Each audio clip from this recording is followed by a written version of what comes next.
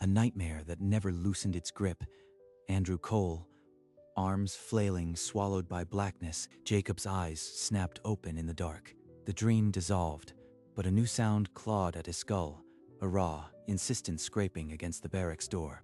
He swung his legs off the bunk and crossed to the door, the cold floor grounding him. As the scratching grew more frantic, he yanked the door open, ready for anything except what was waiting. A mud-caked dog tag dangled from her teeth. Catching the dim yellow security light, she dropped it at his feet, deliberate, almost ceremonial, and stared up at him with unblinking amber eyes. Cole Andrew. Number, that isn't possible. Andrew Cole, his friend, gone over a year, branded a deserter, and this animal had just carried his identity through the wire. The Bobcat hadn't moved. She just waited, amber eyes locked on his, as if she'd delivered exactly what she'd meant to. Where did you get this? Jacob scooped the tag off the concrete, the metal still warm from the Bobcat's mouth. He stepped backward into the room, and the door clicked shut. How the hell did she get this? Under the desk lamp, he rubbed the mud away. Cole Andrew. The letters sharpened like a knife in his chest. For a moment, he was back there, laughing outside the barracks, Andrew cracking a stupid joke and holding up a fist to bump. Then the nightmare reel took over. The storm, the search dogs, the rain-soaked captain calling Andrew a coward. They all believed it. Everyone except me. A voice cut through the dark. Rivera from the other bunk. Reeves? You all right? You are shaking. Yeah, just a bad dream. Go back to sleep. He slid the tag under his pillow and lay still, the weight of the secret already pressing harder than the nightmares ever had. The next day, Jacob moved through his duties like a man hollowed out. Every loud noise felt like a gunshot.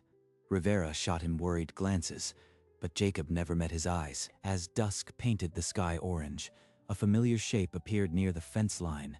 The Bobcat had returned. She's back.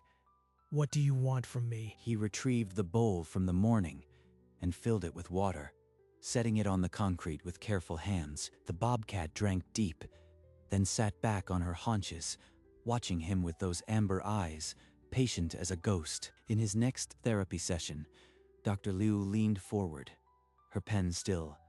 The silence in the room felt like a held breath. You seem more agitated than usual, Jacob.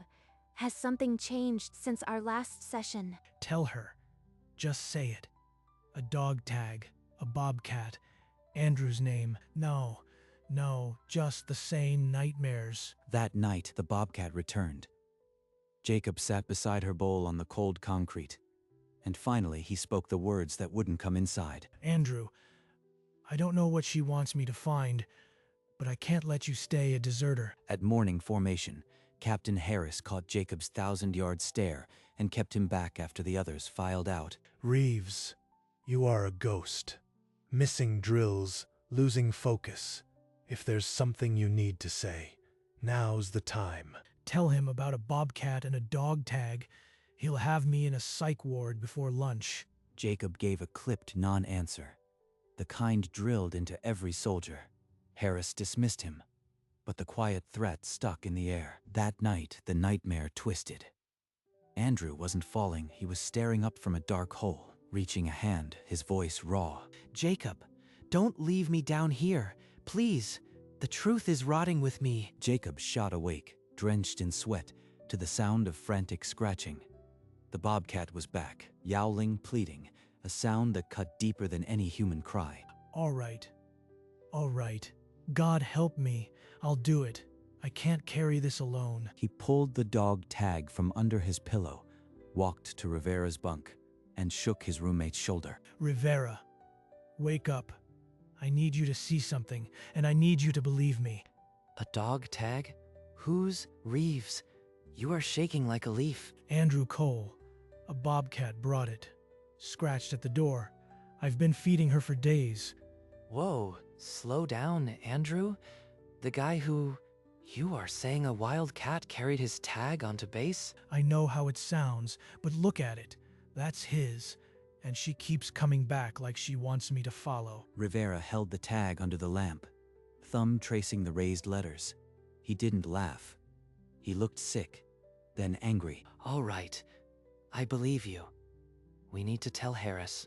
Right now. 30 minutes later, they stood at Captain Harris's desk. The tag laid out like evidence from a case nobody wanted to reopen. You expect me to believe a Bobcat is a material witness. This tag could have been lost on a training hike years ago. Sir, Andrew didn't desert. He fell. That cat has been guarding his body somewhere, and I need to find it. I'll open a preliminary inquiry. But if this goes nowhere, Reeves, it goes away. Understood. Jacob nodded, understanding the stakes. By dawn the next day, a small tracking team, Jacob, Rivera, and 2 MPs, pushed into the forest, following the Bobcat's usual route. The Bobcat was a shadow, vanishing whenever they closed in. Hours passed, and all they found was a torn scrap of weathered camouflage fabric snagged on a limb. Could be anything. This looks like it's been here for years, maybe from a hunting jacket. No one wore ACU patterns hunting. That's Andrew's. But I can't prove it, not yet. The MPs exchanged glances. Rivera tried to rally them, but the mission was already slipping toward a joke. Captain, we need a GPS tracker on the cat. She'll lead us straight to where she's hiding. It's the only way. Harris authorized it. That evening, while the Bobcat ate from her usual bowl, they fitted a lightweight collar. She barely flinched under Jacob's calm hands. The data arrived in real time that night, a cluster of coordinates far beyond the search grid, deep in territory marked off limits. She's been there all along. Andrew, I am coming. The pings formed a pattern, a tight cluster, as if she never left one spot. Jacob knew that was where Andrew had fallen. At dawn, Jacob laid the GPS printout on Captain Harris's desk, his finger tapping the cluster of red dots. 3 miles off trail, in that ravine country. That area was deemed impassable during the original search. It's a waste of manpower. Sir, that's exactly why he was never found. She's been going there every day for over a year. Andrew is down there. You are asking me to divert a team based on the movements of a wild animal. If this comes up empty, it's my neck. Then I'll carry the risk. Just give me 1 day. 1 day to prove he wasn't a coward. Harris studied Jacob's face, the sleepless nights, the unwavering certainty. He exhaled slow. You get 1 day, Reeves. Take Rivera and a small detail. Report back by sunset, or this inquiry closes. Within the hour, a small team geared up, Jacob, Rivera, and 2 MPs, and pushed into the remote, overgrown terrain. The trail gave way to thick brush, then jagged rock. Every step forward felt like a gamble against the clock. Hold on, brother. I am almost there. The brush grew so thick, they had to hack their way forward. Sweat stung their eyes, and still not a single sign. We're burning daylight, Reeves. If the cat was leading us, she's not here. She hasn't left that spot on GPS for a year. She'll show. We just have to trust her.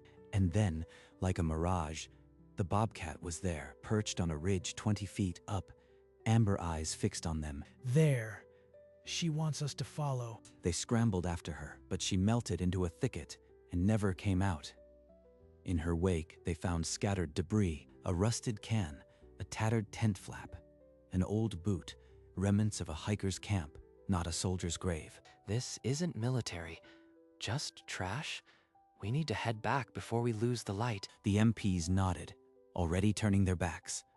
Rivera looked to Jacob, but Jacob just stared at the thicket. Maybe Harris was right. Maybe I've been chasing a ghost. But as the team prepared to turn back, a sound rose from behind them, a guttural, rolling growl that froze every man in his tracks. The Bobcat stood at the lip of a drop-off they hadn't noticed, her body low, hackles raised, blocking the path with bared teeth. She's not running away. She's warning us off, just like she'd guard her own den. Jacob pushed past the others and crept forward alone, parting the last curtain of ferns. The ground vanished, a sheer ravine, overgrown and invisible from the trail. A perfect trap. No one could have seen it in the dark. Andrew, this is it.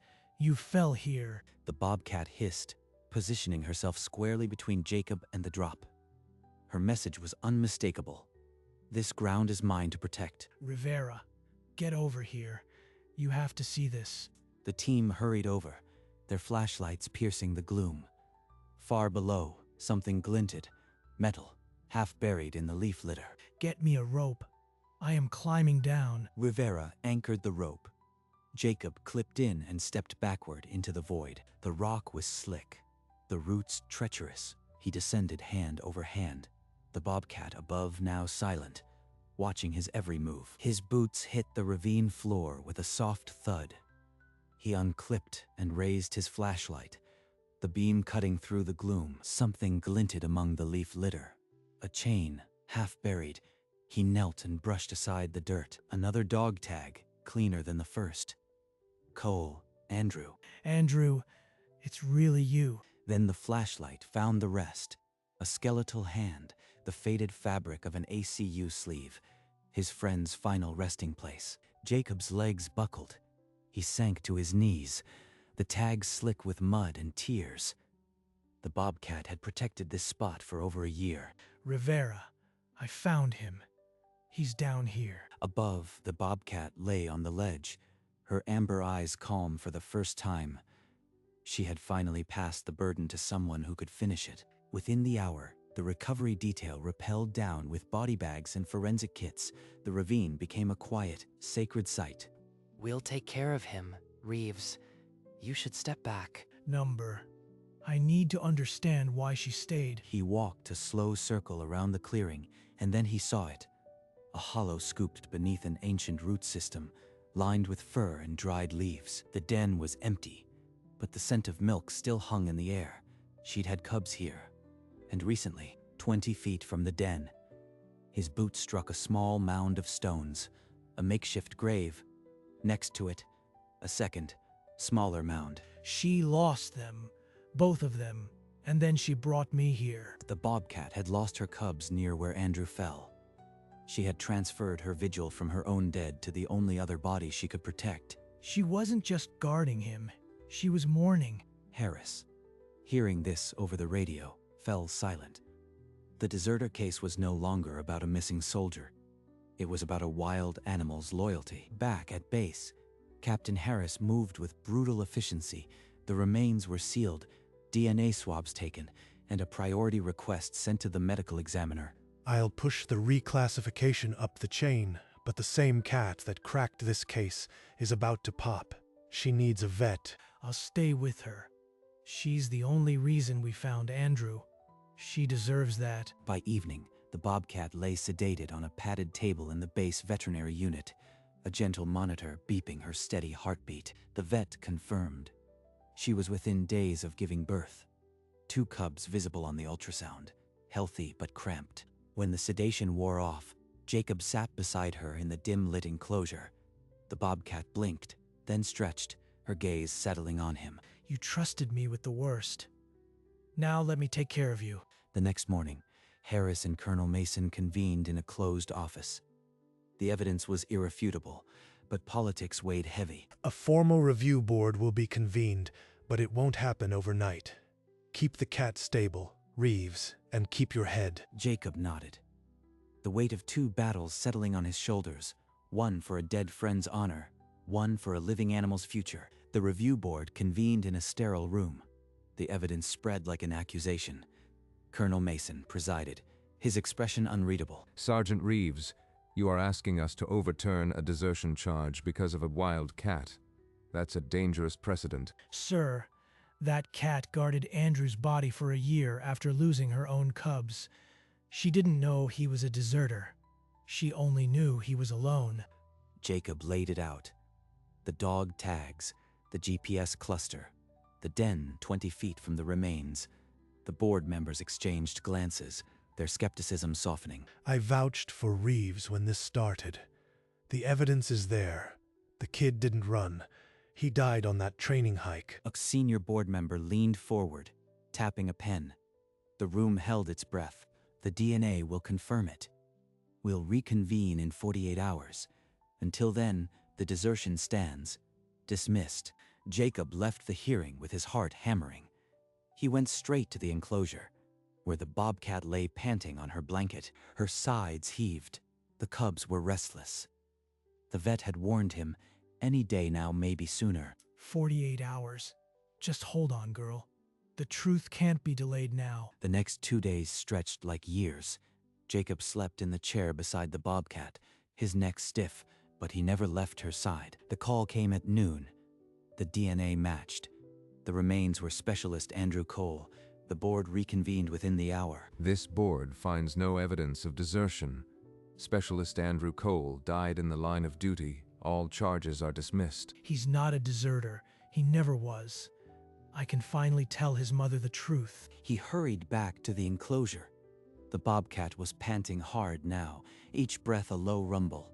The vet met him at the gate. Jacob knelt at the edge of the makeshift birthing bed, whispering reassurances as the first cub struggled into the world. A second cub followed minutes later, both tiny, spotted, already reaching for their mother's warmth. She lost her first litter, but she isn't leaving this one. Neither am I. By morning, word had spread. Rivera and a handful of soldiers stood quietly outside the enclosure, watching the new family. You did it, Reeves. Andrew's name is clean, and that cat, she's got a unit behind her now. That afternoon, Jacob sat alone in the day room, phone pressed to his ear, and dialed the number he'd dreaded for a year. Mrs. Cole, it's Jacob Reeves. I found Andrew. He didn't desert. He died in a fall, and his name has been cleared. Oh, thank God. I never believed those lies. Thank you, Jacob. Thank you. When the call ended, Jacob sat in silence for a long time. Then he walked to the therapy office, his chest still tight. You've been holding something back for months, Jacob. Are you ready to tell me what it was? I blamed myself for not finding him sooner. But now I know it wasn't my fault. A bobcat showed me that. That evening, he opened his therapy journal and wrote 4 words in steady script. It wasn't my fault. Nearby, in the soft glow of the enclosure, the bobcat cubs tumbled over one another, their mother watching peacefully. The kittens were thriving, tiny claws, round bellies, the kind of innocent wildness that made the soldiers smile. Andrew's gone, but his name is clean. And that cat, she dragged the truth out of the dark. I am going to be okay. The following morning, Captain Harris called Jacob to his office. The ceremony was scheduled, but a new problem had surfaced. The base doesn't allow wildlife inside the fence. The bobcat and cubs need a protected designation, or animal control removes them. She isn't just a random cat, sir. She's the reason we cleared Andrew. There has to be a way. Harris nodded, already one step ahead. Together, they marched to the colonel's office, a plan already forming. Sir, we're requesting a wildlife buffer zone be established on the eastern perimeter, named in honor of Specialist Cole. You are asking me to zone off base land for a wild cat and her kittens. That'll raise eyebrows at the Pentagon. Sir, that bobcat guarded a fallen soldier for a year after losing her own cubs. She represents the loyalty we value. Let her legacy live alongside Andrew's. Mason was silent for a long moment, then his shoulders relaxed. He pulled a document from his drawer and signed it. The buffer zone is approved. Announce it at the ceremony. This makes it official. Jacob exhaled, a smile breaking through the exhaustion. That evening, he leaned on the fence, watching the bobcat nurse her cubs in the twilight. The ceremony field was bathed in morning sun. A photograph of Andrew stood beside the flag, and the honor guard formed a silent arc. Mrs. Cole, we present this flag in honor of your son's faithful dedication. He did not desert. He gave his life in service. She accepted the folded triangle with trembling hands, and her tears fell freely as she pressed it to her heart. He's finally home. After all this, he's not a deserter.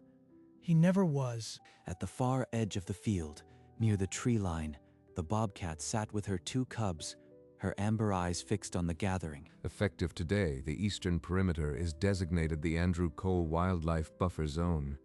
The bobcat and her cubs will be protected there. The crowd applauded. Jacob stood rigid, but his shoulders slowly relaxed as the weight he'd carried for over a year began to lift. A single tear traced his jaw. But this time it wasn't from torment. It was from the quiet peace of a debt finally settled. As the ceremony ended, the bobcat rose and led her cubs into the neighboring woods, vanishing into the protected land that would now bear Andrew's name. The plaque near the fence read, "In memory of Specialist Andrew Cole.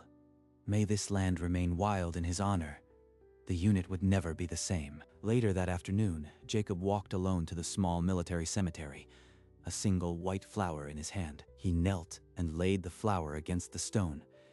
The name Cole Sharp and new. I am sorry it took so long, brother, but you are not a deserter. You never were. I'll look after her, Andrew. She's the reason you are finally home. A soft rustle came from the edge of the cemetery. The bobcat emerged, her two cubs close behind. She sat a few feet away, amber eyes calm, as if she'd come to share the moment. You brought him back. Now I'll keep you safe. He reached out and gently stroked one of the cubs.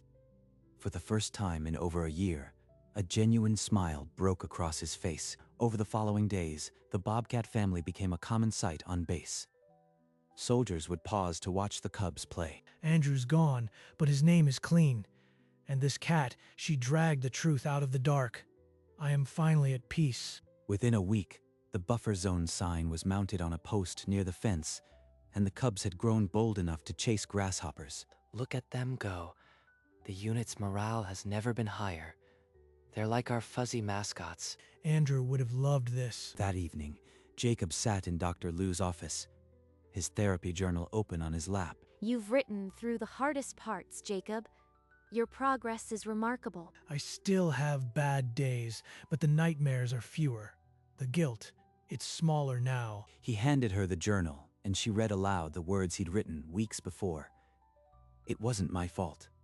Then he closed it. Outside, the sunset painted the sky as the bobcat led her cubs along the fence line, a familiar patrol. The unit had officially adopted them.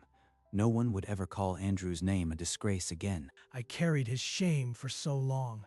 Now I carry his memory. The local paper ran the story. Soldier's name cleared after year of mystery. Andrew's photo smiled from the front page. Next to it, a smaller photo, the bobcat and her cubs, with the caption, "Loyalty knows no species."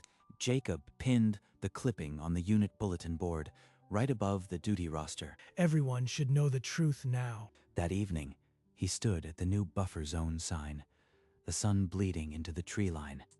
The mother bobcat was there, her cubs chasing fireflies in the tall grass. She looked up at him, amber eyes calm and knowing, as if she understood exactly what they had done together. Jacob smiled, a quiet, genuine curve of his lips that had been missing for over a year. It's over.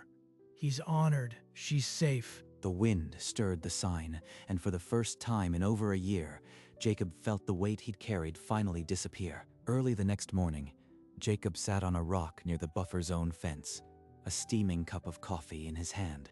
The bobcat and her cubs were already there, stalking grasshoppers in the tall grass. They pounced on shadows, tumbled over each other, and their mother watched with a patience born of countless mornings.